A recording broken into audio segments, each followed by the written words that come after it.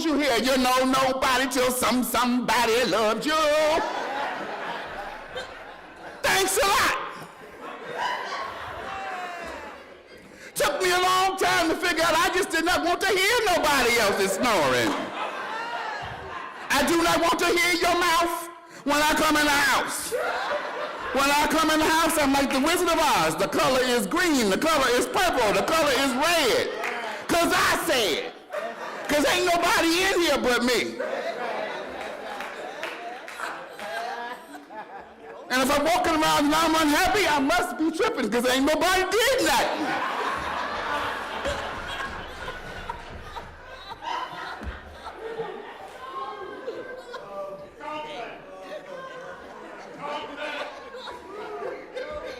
But it's all right. God did that for my good. I found out it fits my personality. I tend to be more independent than most people. And I can handle it. Other people are a nervous wreck. I'm all burn my tooth.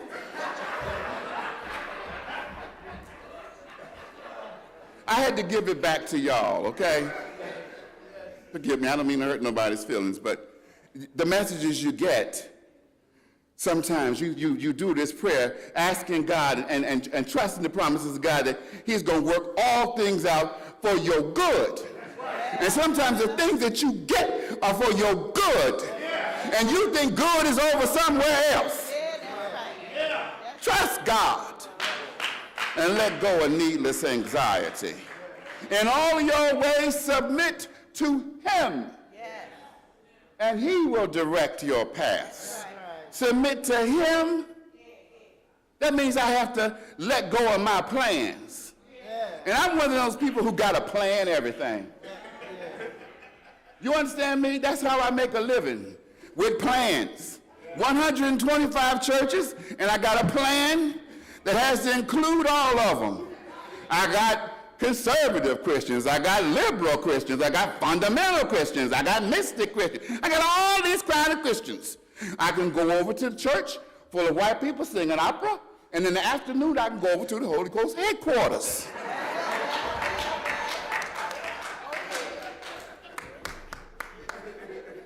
And I have to have a plan that's big enough to incorporate all of them. Amen. Amen.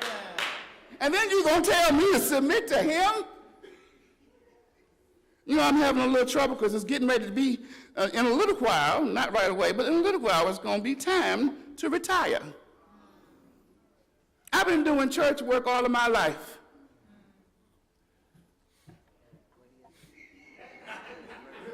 Like me and Pastor Buck was talking back there in the back, looking at James and Jada, remembering what it was to be a preacher's kid, looking at all these wonderful adults, learning which ones got candy.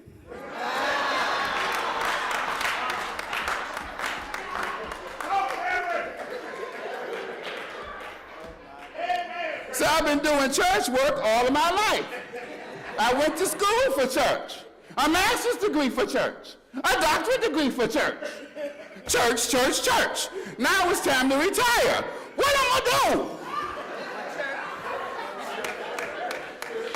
Church. I got news for you.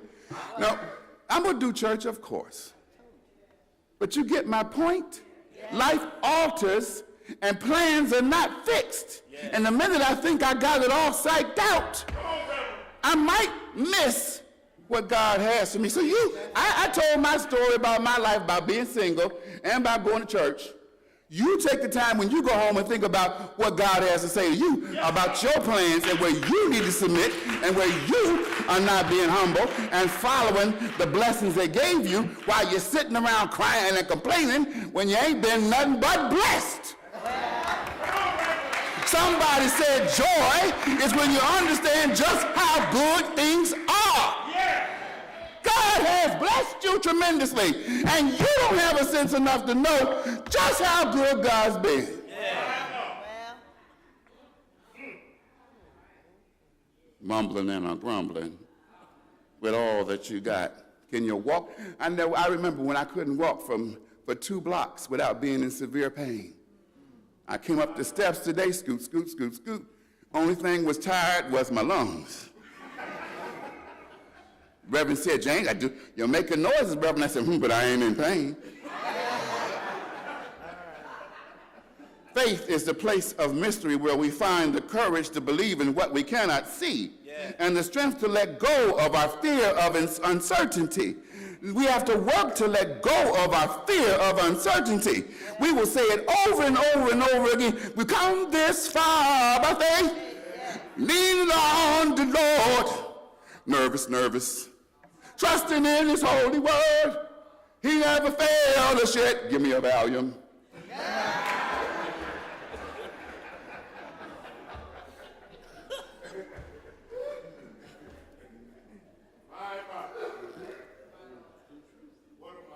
He will make your path straight. He will lead you. And remember the passage of scripture that we read earlier that says, our ways are not God's ways. His ways are higher than ours, than heaven is to the earth.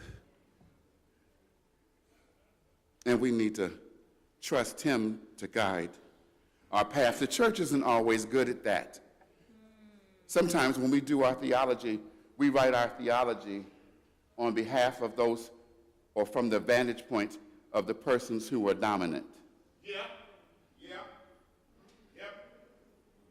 The dominant culture. It's like history, and women want to go, well, where's her story? You understand what I'm trying to say now?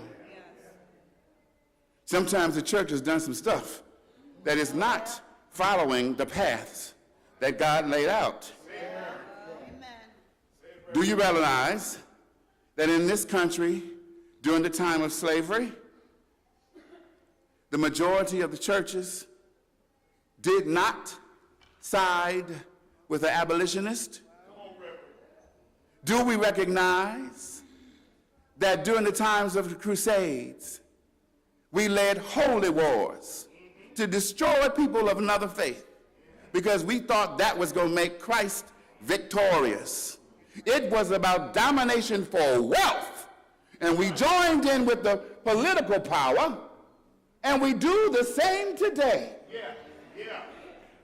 90% of evangelical America has not had the first problem with white supremacist rhetoric that's ruling the day. That breaks my heart.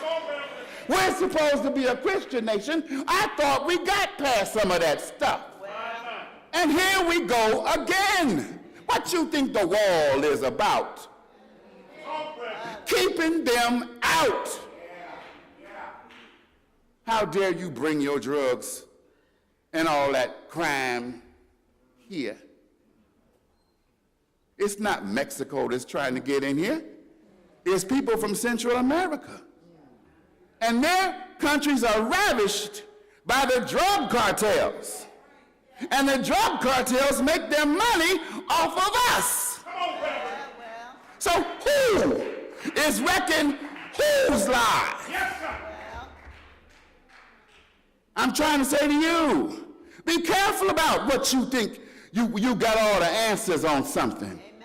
But have a humble and contrite heart and listen to learn the will of God. Because it may look drastically different than what you assume. His ways are higher than our ways, and that's real. We grow into an understanding of where God would have us to be. And we learn better. And as Maya said, we learn and we do better. But we have never been perfect, and we are not now as a church. But, praise be to God, we have a high priest. Jesus the Christ, who sanctifies us, who walks with us in our brokenness and urges us on to become that which we need to be. You know, I had to go through the holy wars. I forgot to look at my watch. I had to go through the holy wars with ABC USA. They was fighting over first one thing and another. And they put a label on what they thought they was fighting over, but it was really about power and dominance, and who was going to control the denomination. Which group of white males was going to dominate ABC USA was the real issue. Conservative versus liberal.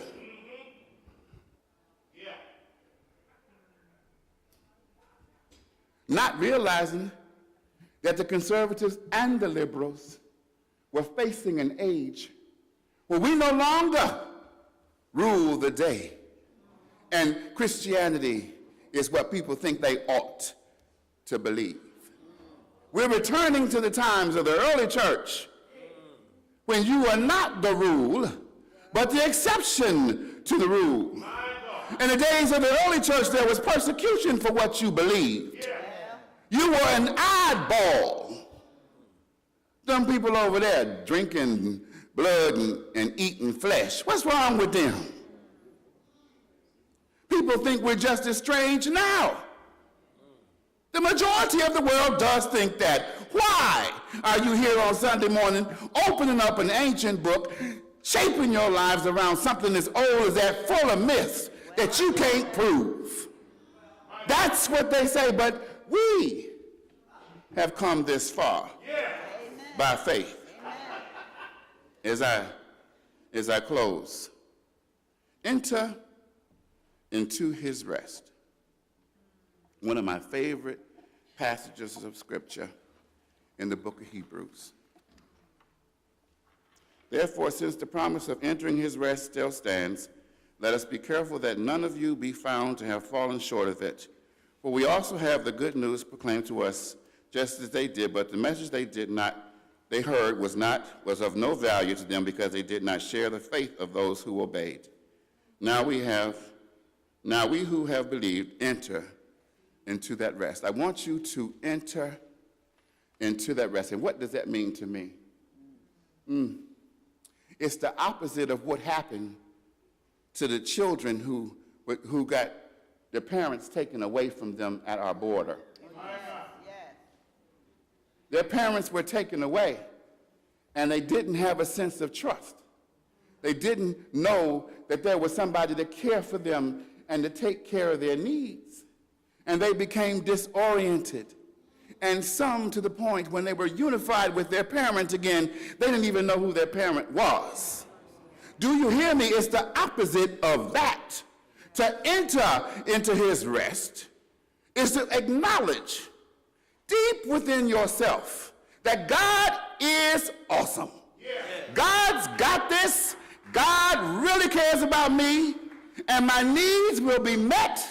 I will be taken care of. I will press on. I will get through no matter how crazy this season is. You get a little older in the faith when you recognize that you got seasons. You have seasons of joy, and you have seasons of sorrow, seasons of heartache, seasons when your body breaks down, seasons of delight, seasons of wealth, seasons of a brand new job with a whole lot of promise, great times and sad times and hurtful times, and times to be there for somebody else. Through all of that, rest your heart. Trust God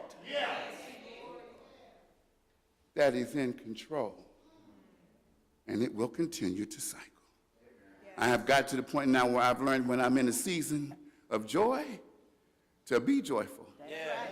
Because I know before too long it's going to shift. That's just the way life is.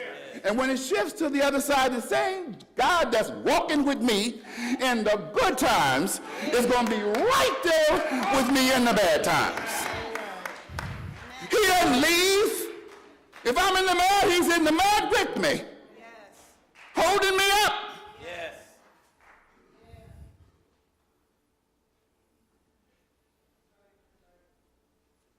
And I can sing it as well with my soul.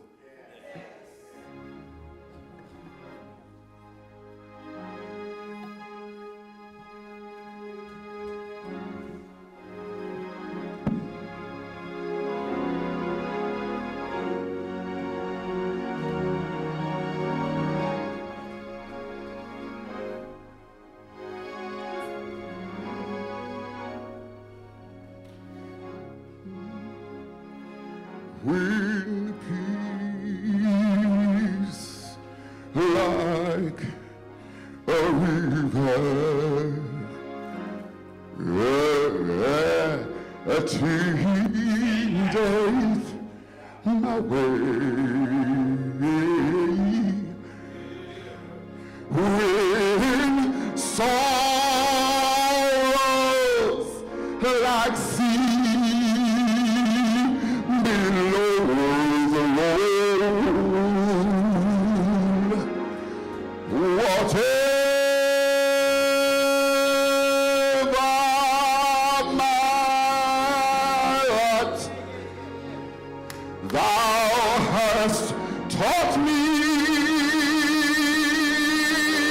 to sing, it is well, it is well with my soul.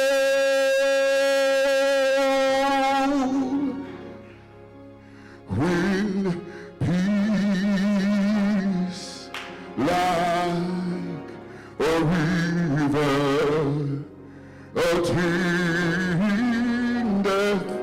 my way, when sorrow like sea billows roll, whatever my lot, thou hast taught me to say, it is well, it is well with my soul. It is well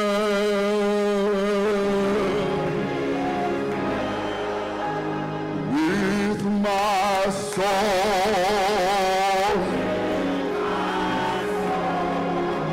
It is well, it is well with my soul.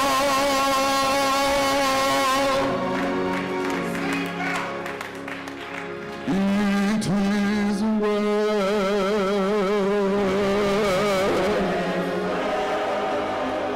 with my soul.